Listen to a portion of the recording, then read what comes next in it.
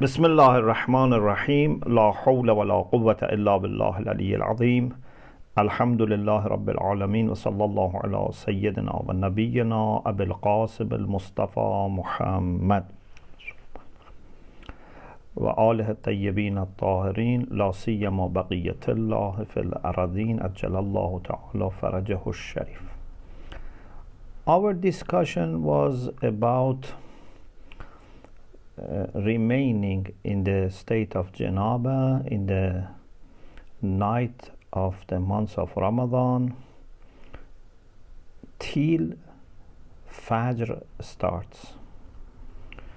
And we said if this is done deliberately, mashhur of ulama is that day's fasting is to be repeated as qadha and there is kafara. And then of course Sheikh Irvani had discussion about here, but his idea was that ihtiyat wajib is to act according to mashhur. Then we talked about fasting of qadha outside months of Ramadan, when you do qadha of the months of Ramadan, so that it's the same. And also other fastings seem to be the same unless they are mustahab. If it's mustahab, then we have Sahih of Habib al-Khathami, which was about him asking Imam Sadiq alayhi salam, أخبرني عن التطوع وعن هذه الثلاثة الأيام. Fasting mustahab, or for example in particular 3 days in the month, for example maybe 13th, 14th, 15th, for example, or 3 other days. So Imam said إذا أجنبت من أول الليل فأعلم he asked Imam alayhi salam, إذا أجنبت من أول الليل فأعلم أني أجنبت فأنام متعمدا حتى يتفجر الفجر أصوم أو لا أصوم. He said, if I have become junub in the beginning of the night and I know that I am aware, then I sleep muta'ammidan. Sometimes without you wanting, you fall asleep. But here, intentionally, he sleeps حتى يتفجر الفجر, till Fajr comes. Should I fast this day or not? قال الصوم. According to this, Imam alayhi salam said fast. So it means that it's not harming to mustahab fasting if someone deliberately doesn't make ghusl before Fajr.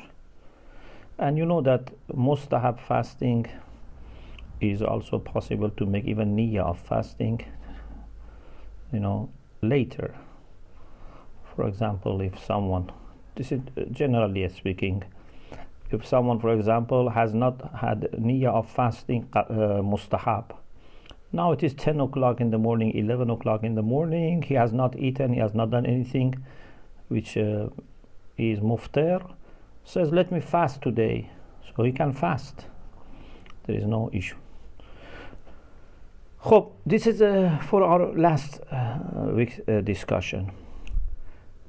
Number 4, few ahkam, few rulings that depend on our main issue. Now number 4 is this: تقدم أن الإصباح جنوبا بمعنى طلوع الفجر وهو مجنب إذا كان عن عمد فهو عند المشهور من المفترات. It was said before that to start the day, isbah means you start the day junuban. What does it mean? We mean by day here fajr, not sunrise. بمعنى طلوع الفجر وهو مجنب. If someone starts his day meaning Fajr with janabah. We said that إذا كان عن عمد, if it was deliberate, فهو عند المشهور من المفترات. Okay? Even we said بل ادعي عدم الخلاف. Some people said there is no khilaf in this issue. There is ijma', and they said there is no khilaf even with respect to qadha من دون فرق بين رمضان وقضاء رمضان قضائه يعني قضاء رمضان. Okay, so if this is done deliberately, whether it is in the months of Ramadan or after months of Ramadan, for qadha of the months of Ramadan, they said mashhur, even they said there is maybe ijma' that this is making fasting void. Okay, but question is this now: amma idha lam yakun an ta'ammudin, if it's not deliberate. With respect to the months of Ramadan, no problem. Okay, فلا يضر بصوم رمضان. But what about qadha?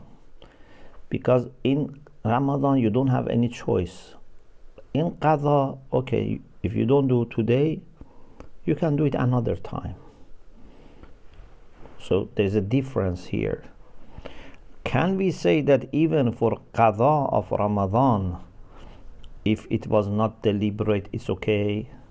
Or we should say for qadha doesn't make difference whether it's deliberate or not deliberate, you should do another day.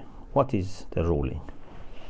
أما إذا لم يكن عن تعمد فلا يضر بصوم رمضان بخلاف القضاء. But if it was not intentional, it would not harm fasting of the months of Ramadan, unlike qadha of the months of Ramadan. فقد قيل إن المعروف بين الأصحاب أنه مضر. It has been said. Who said this? Sahib Jawahir. That this is harmful. وأن عدمه من شرائط الصحة. يعني عدم الإصباح جنوبا في القضاء من شرائط الصحة. And it's one of the conditions of validity of fasting qadha, that doesn't this person unintentionally sleeps with janabah and wakes up after Fajr. If it was deliberate, it's certainly a problem. But even if it is not deliberate, still it's problem for qadha. فَمَنْ قَصَدَ قَضَاءَ رَمَضَانَ وَأَصْبَحَ جُنُبًا. Whoever has the niyyah qasd of fasting qadha of the months of Ramadan, وَأَصْبَحَ جُنُبًا يعني طلع الفجر عليه جنوبا وعلم سبق جنابته على الفجر. He knows that before Fajr I was junub. Even if this knowledge happens later. Because when we say it's unintentional, it's a problem, yeah? So even if you come to know later that you were junub before Fajr, لم يصح منه القضاء في ذلك اليوم. Qadha is not valid from this person for that day. So for qadha, it doesn't make difference whether it is intentional or unintentional. In both cases, that qadha is not counted. خب, what is the basis of this opinion of ma'ruf or mashhur? واستدل لذلك بالروايتين. it has been argued for this from two hadith. One hadith is Sahihatu Ibn Sanan al-Mutaqaddimah, the hadith of Ibn Sanan which we said before. If you go to page 377, 2 pages before, okay, if you go to page 377, number 3, yeah, we said إن الحكم بمفترية تعمد البقاء على الجنابة يعم قضاء رمضان. We said this issue about deliberately staying with janabah in the night includes qada of Ramadan as well. لصحيحة Abdullah ibn Sanan. That Sahih Abdullah ibn Sanan is what now Sheikh Irwan is referring to. The first argument is this Sahihah. Sahihat Abdullah ibn Sanan أنه سأل أبا عبد الله عليه السلام عن الرجل يقضي شهر رمضان. Abdullah ibn Sanan asked Imam Sadiq alayhi salam about a person who is doing qadha of the month of Ramadan. فَيُجْنِبُ مِنْ أَوَّلِ اللَّيْلِ وَلَا يَغْتَسِلْ حَتَّى يَجِيءَ آخِرُ اللَّيْلِ. He becomes mujnib in the beginning of the night but doesn't make ghusl till end of the night comes and he sees that Fajr قَدْ طَلَعَ وَيَرَى أَنَّ الْفَجْرَ قَدْ طَلَعَ. Fajr has already come. Imam said, لا يصوم ذلك اليوم ويصوم غيره. He doesn't fast that day, fast another day. And other riwayah.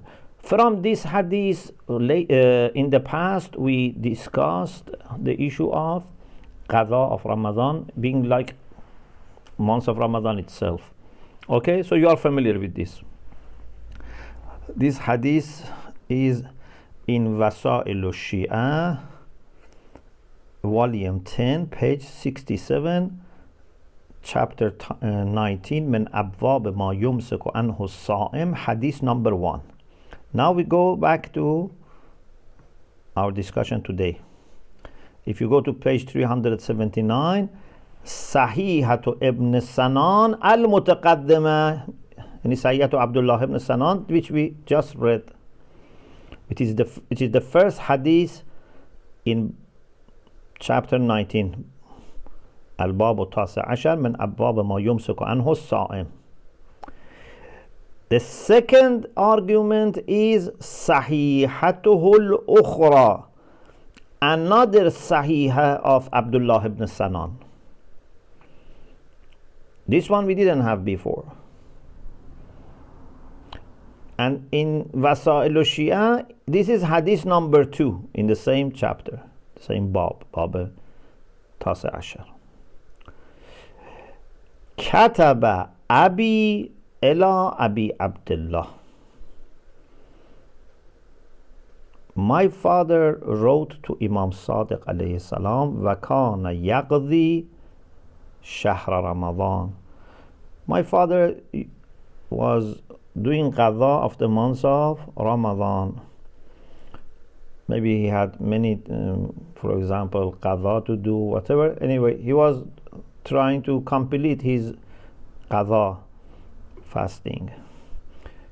Then he had a question. He wrote to Imam Sadiq, قال إني أصبحت بالغسل وأصابتني جنابة فلم أغتسل.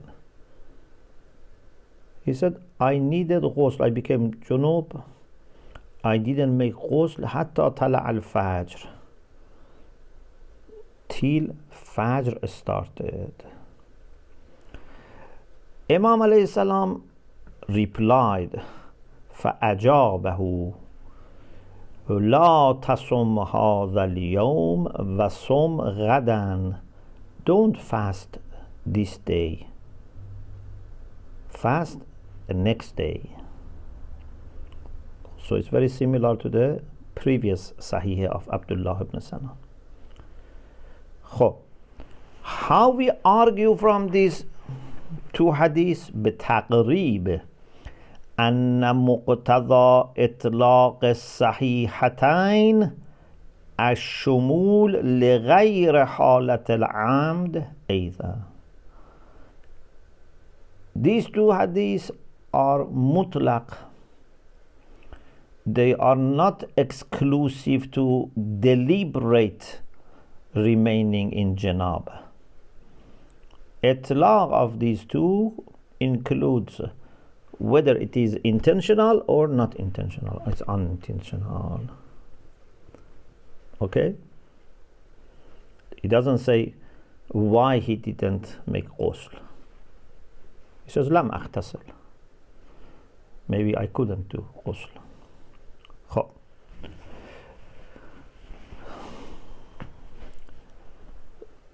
أضاف بعض الأعلام. Some of great scholars, meaning Sayyid al-Hakim, Sayyid Muhsin al-Hakim, Ridwanullah ta'ala alayh, in Mustamsak al-Urwat al-Wuthqa, he said, if someone says that these two Sahih are restricted to intentional staying on janabah, if someone claims this, وَدَعْوَ اختصاصهما, when we do vas, we say وَدَعْوَ اختصاصهما بالعمد. If someone claims that these two Sahih are exclusive to intentional remaining on janabah, لأن الظاهر من قول السائل في الأولى ولا يغتسل. And the argument is this. They say in first Sahih of Abdullah ibn Sana said someone becomes junub ولا يغتسل. They say لا يغتسل doesn't make ghusl. They say zahir of this is means doesn't want to do ghusl, deliberately doesn't do ghusl. Or asbahtu falam aghtasil, they say this means again zahir that it is deliberate. Why there is such a zuhur? كما هو الأصل في نسبة الفعل إلى الفاعل. When fa'il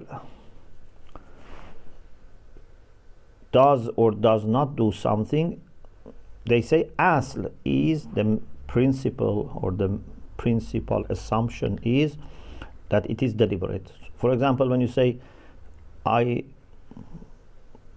did ghusl or I didn't do ghusl, I went there or I didn't go there, they say asl is that means intentional. If it is not intentional, you have to mention. Sayyid al-Hakim Ridwanullah ta'ala alayhi says this idda'a, this da'wa mamnu'atun, this claim is not accepted, because this claim is based on a claimed asl. Al-aslu al-madhkur la asla lahu. There is no root, there is no basis for that. We don't have such a thing. We had it before also, if you remember. We had a similar thing before. There is no such a asl, such as that whenever we attribute something to a fa'il, it means that it was deliberate. It's general. Sheikh Irwani says, وَمَا أَفَادَهُ وَجِيهٌ. What this a'lam, one of a'lam, Sayyid al-Hakim has said, it's plausible, meaning that we don't accept such asl. But the itlaq that they accepted, because they said this asl is not a problem for itlaq. Okay, this asl is not a problem for itlaq. But what about itlaq itself? If you accept that itlaq, yes. ما أفاده وجيه لو جزمنا بدعوى الإطلاق. If we are certain about this claim of itlaq and we say these two sahih include both deliberate and unintentional cases, that's fine. Amma law lam najzim, but if we are not sure about itlaq, لدعوى الانصراف عن حالة الاحتلام, because someone may say that there is no itlaq, the text is munsarif an حالة الاحتلام, doesn't include when someone becomes muhtalim,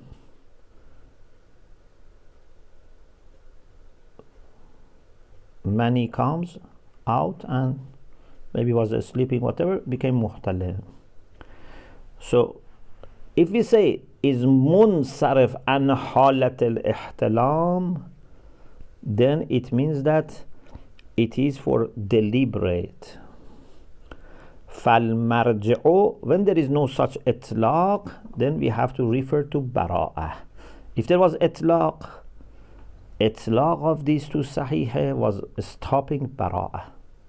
But if there is no itlaq, فالمرجع هو البراءة. So we don't have any reason to say that for qadha there is a problem, okay, if it was not intentional. But again here he says for the sake of ihtiyat, because we don't want to disagree with mashhur, ihtiyat wajib is to act according to mashhur, meaning that another day should be fasted, even this was not intentional. فالمرجع هو البراءة. So this is, if we are left to ourselves based on all the arguments, we say there is nothing to stop bara'ah, so there is no issue with this case. Someone wants to do qadha of months of Ramadan and unintentionally was, junub and stayed with janabah till fajr. But in kan al-ihtiyat wajihan, but ihtiyat is wajih, means to say fast another day. تحفظا من مخالفة المشهور, in order to avoid disagreeing with mashhur, because mashhur say, according to these two sahih, their understanding is that you must fast another day. Okay, so alhamdulillah, this is finished. Now we go to the next issue.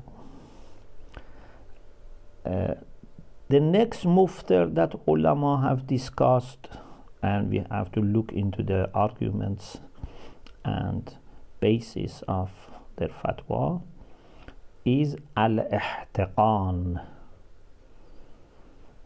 Ihtiqaan means to use a medicine by entering the medicine inside the body from the bottom. And he says دليل المسألة والاختلاف فيها اختلف الفقهاء في مفترية الاحتقان. Ihtiqaan in the footnote explains إيصال الدواء إلى الباطن من المخرج بالمحقنة. In Farsi they say like shiaf kardan. So what is the ruling for this? Fuqaha have disagreed. Their disagreement is about muftariya, whether it breaks the fasting or not. If during the day someone is ill or has fever, whatever, uses this, for example, liquid or solid. We will talk about both of them, because some people say it's only for liquid and solid is not a problem. Anyway, about muftariya, they have disagreed. بعد الاتفاق على حرمته تكلیفا. So حكم تكلیفی they have agreed on that it's haram. But is it also making fasting void or not? This is where they have disagreement. كما اختلفوا في اختصاص ذلك بالمائع وعمومه للجام. They have also disagreed whether this is exclusive to liquid or it عمومه means it includes شمول عموم للجامد, solid also. فالاتفاق على الحرمة متحقق في الجملة. About حرمة إجمالا there is consensus. Why we say في الجملة? Because نعم نسب إلى ابن الجنيد القول باستحباب الامتناع. It has been attributed to Ibn Junayd that he says it's not haram, it's better to avoid. It's mustahab to avoid, but it's not haram. Maybe he means it's makruh, but great majority say it's haram. منشأ الاختلاف الروايات. How do you make an opinion about authenticity and dalala, sanad and dalala of these riwayat makes different positions. The first hadith is Sahihatu Ahmad ibn Muhammad ibn Abi Nasr Bazanti and Abil Hasan alayhi salam. Abil Hasan can mean Imam Kazim alayhi salam. سألته عن الرجل يحتقن تكون به العلة في شهر رمضان.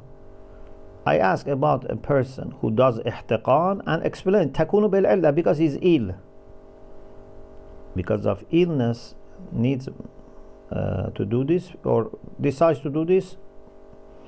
Maybe there is no necessity, but anyway is ill. One of the types of medicines can be this. فقال الصائم لا يجوز له أن يحتقن. Sa'im is not permitted to do ihtiqaan. Number 2, Sahihatu Ali ibn Ja'far, who is buried in Qom. Ali ibn Ja'far in the Gulzar al-Shuhada, the son of Imam Sadiq alayhi salam. He quotes from his brother Imam Musa ibn Ja'far. سألته عن الرجل والمرأة. I asked about both men and women. Can they do ihtiqaan in the months of Ramadan? هل يصلح لهما أن يستدخلا الدواء وهما صائمان? Can they enter medicine into their bodies when they are fasting? Of course, it's not eating. If was eating was يأكل. It says يستدخلا, meaning ihtiqaan. قال لا بأس. According to this, there is no problem. The first hadith said لا يجوز. This one says لا بأس. 3. رواية أو موثقة. Either it is a weak riwayah or موثقة. We will explain why we said riwayah or موثقة. Just after a few lines we will explain, because there are 2 sanad for this. رواية أو موثقة علي بن الحسن عن أبيه كتبت إلى أبي الحسن عليه السلام ما تقول في التلطف من الأشياف يستدخله الإنسان وهو صائم فكتب عليه السلام لا بأس بالجامد. So the question was asked about entering something in body while is fasting. According to this hadith, the reply was in writing, La ba'sa bil jamid. If it is solid, it's okay, but if it is liquid, it's a problem. خب, why we have taraddud, why we are not sure it's موثق or not? التردد بين كون الأخيرة, this third one, رواية أو موثقة لاختلاف الشيخ والكليني في سندها. It's because Sheikh Tusi in Tahdhib al-Ahkam has mentioned this hadith. Kulaini rahmatullah alayhi in Kafi also has mentioned this hadith. But the sanad, the chain of narrators are not the same. لاختلاف الشيخ يعني شيخ توسي والكليني في سند این روایت ها این هذه الرواية فالشيخ رواها عن أحمد بن محمد عن علي بن الحسن عن أبيه. Sheikh in Tahzib reports this hadith from Ahmad ibn Muhammad and Ali ibn al-Hasan from his father, yani Hasan. But Kulayni rawaha and Ahmad ibn Muhammad. So this part is the same. Instead of Ali ibn al-Hasan says and Ali ibn al-Husayn.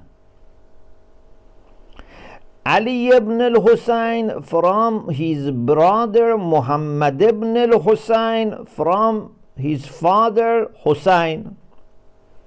خب sanad of Sheikh is mubathaq, no problem, because Ahmad ibn Muhammad is either Ahmad ibn Muhammad ibn Isa or Ahmad ibn Muhammad Barghi. Both of them are thiqa, kilahuma thiqa. وَتَرِيقُ الشَّيْخِ إِلَيْهِمَا. You know, sometimes the people that occur in the beginning of sanad, these are not master or sheikh for the author. For example, Sheikh Tusi here in this case has not received this hadith directly from the first person. This person had a book of hadith and Sheikh has received this book through a special way, which we know. We know Mashikha of Sheikh Tusi because he himself has said. Also we know about Sheikh Saduq, etc., that if they have reported from, for example, one of the Usul Arba', one of the Kutub of someone, they said how they have received this. They were so careful that they have registered everything for us. If it was the first person was his sheikh, okay, so he has got directly. If it's not sheikh, he says that I have used his book and this is my sanad to this book. But they don't repeat it for every time, they quote. In their book somewhere, for example, at the end, they may say that this is where I have got this book, you know. So, طريق الشيخ إليهما means the way Sheikh has got, you know, through his teacher and teacher of teacher, this hadith from the first person, whether it is Ahmad ibn Muhammad ibn Isa or Ahmad ibn Muhammad Barghi, is mu'tabar, is valid. Then the next person is Ali ibn al-Hasan, yani ibn Fadhal. And then he quotes from Abi, Yani Hassan, this is Siqa, and father is Siqa, no problem. There is no problem, no ambiguity in the sanad of Sheikh.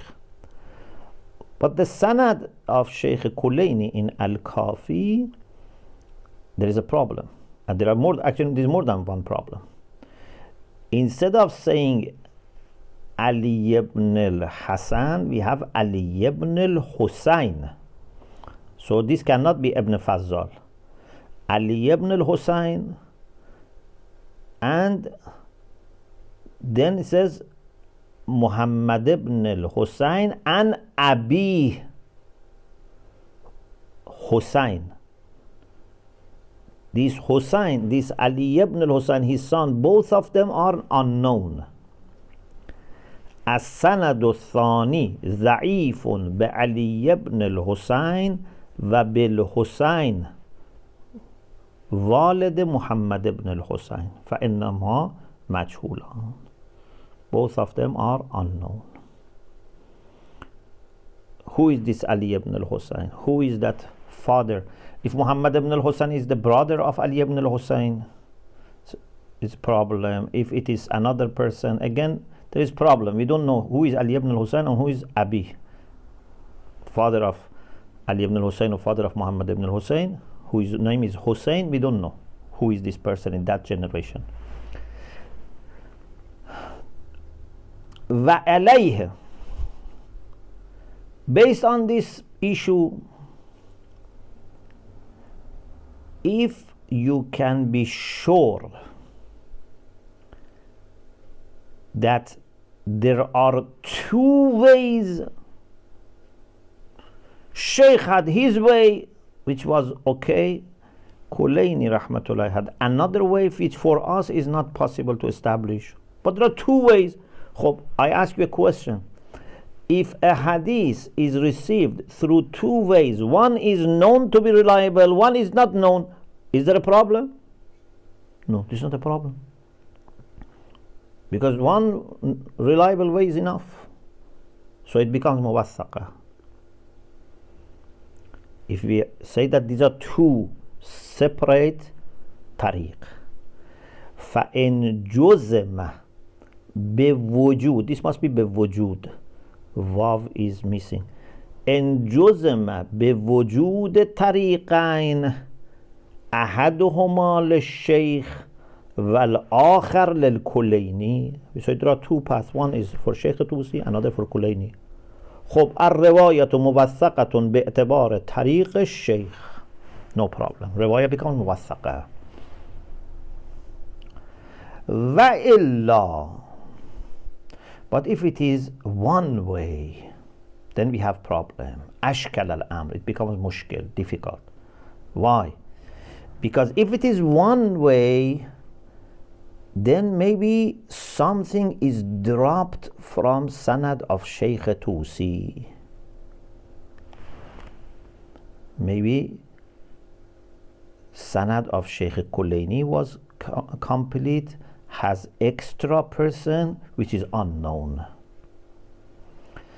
You know, ulama have discussion when you have two hadiths and one has something extra. This can be about sanad, this can be also about matn, about the text. If one hadith has extra, is asl to have this za'id or not to have za'id? So many times ulama say asl is that this za'id was there, because the chance of a reliable, we are talking about reliable people, the chance that a reliable person omit something by mistake is much more than adding something by mistake. Yeah, maybe he omitted by mistake, or he had written, but then other people, when they were trying to write down, they didn't put everything, they forgot, or they made mistake. Asalatu adam as-suqut or asalatu adam az-za'id, which one we have to go? Anyway, there seems to be a point. I don't want to say this definite the case, But there seems to be a point here. If Kulaini and Sheikh Tusi, both of them had one sanad, and there are some people extra in sanad of Sheikh Kulaini, so perhaps Sheikh Tusi also should have mentioned this, but he had not received them, or made mistake or whatever, or he has in his nuskh, it didn't reach us. We should go for the one which has extra. Naam, yes. If it were just these two, this was the discussion. Either you are sure that there are two sanads, or it becomes problem. But Mullah Muhsin Faiz Kashani Rizwanullah Ta'ala alayh, in Al-Wafi, Al-Wafi is one of the major collections of hadith. Later we have 4 kutub which are major collections of hadith for early scholars, and then we have 3 major ones later. We have like Biharul Anwar, we have like Al-Wafi. So in Wafi he has tried to bring all the hadith of Kutub Arba'ah. He says أن نسخ الكافي مختلفة. He says Kafi itself has different versions about this hadith. قد جاء أحد السندين في بعض والآخر في آخر. So in some versions of Al-Kafi we have exactly like Sheikh Tusi, and in some we have these unknown people. وَمَعَهُ, if we go by this saying of Mullah Muhsin Faiz Kashani, فَإِنْ حَصَلَ الْإِطْمِئْنَانُ بِصِحَّةِ نَقْلِ الشَّيْخِ.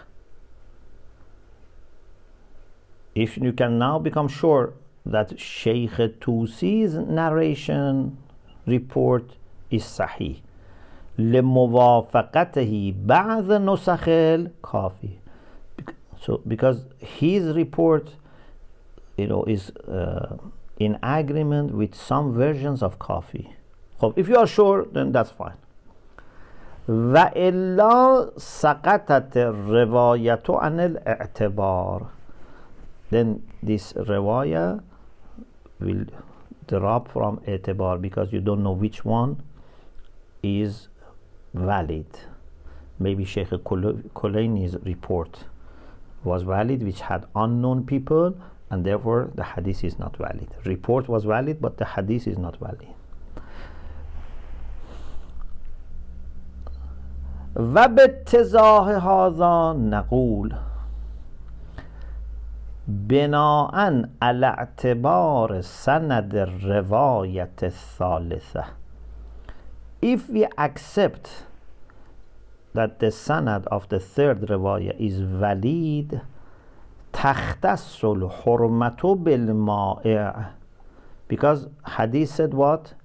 He said لا بأس بالجامد. So maya is a problem. This riwayah or muwassaqi Ali ibn al-Hasan and Abi, Imam said لا بأس بالجامد. So if you accept this hadith thalith, the third one, تختص الحرمة بالماء. Okay? لأنها تخصص عدم الجواز في الأولى بالماء, because in the first hadith said it's not permitted to use liquid, and the third hadith said also there's a problem in Jamid. Sorry, not La Ba'sa bil Jamid. There's no problem in Jamid. Okay? La Ba'sa bil Jamid. The first one just said As-Sa'imu la yajuzu lahu an yahtaqin. Didn't say Maya or Jamid. But the third one said La Ba'sa bil Jamid. So, Miss Maya.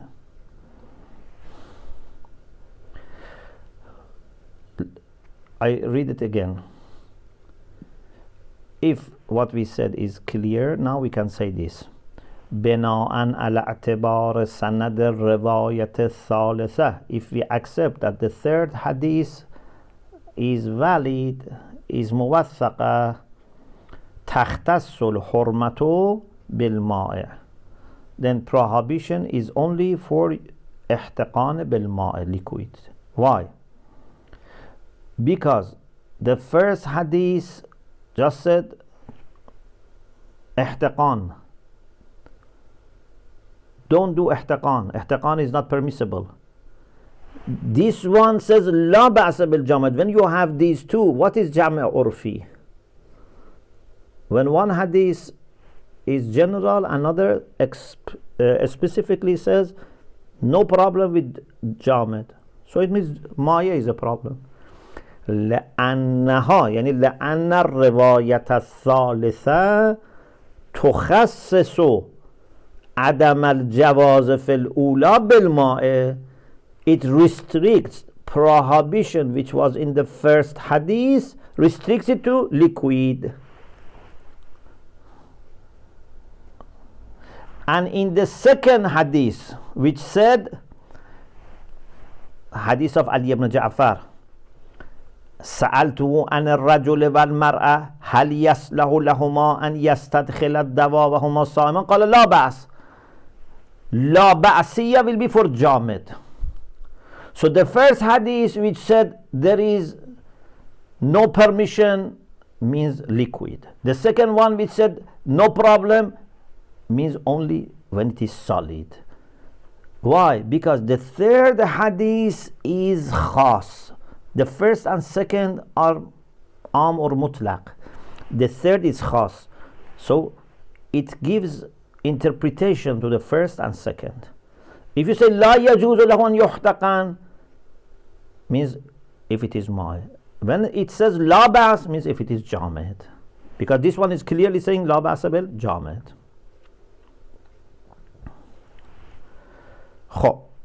Then there is a discussion about muftariya. We said there are two sides. One is hukm taklifi, one is hukm waz'i. Hukm taklifi is wujub و hurmat, ibahe, istihbab, karah. Hukm waz'i like sihhat و butlan. Okay, so is this muftir or not? I think this needs maybe 10-15 minutes and the time is over, so inshallah we can continue this discussion inshallah in the next session. Alhamdulillah Rabbil Alameen.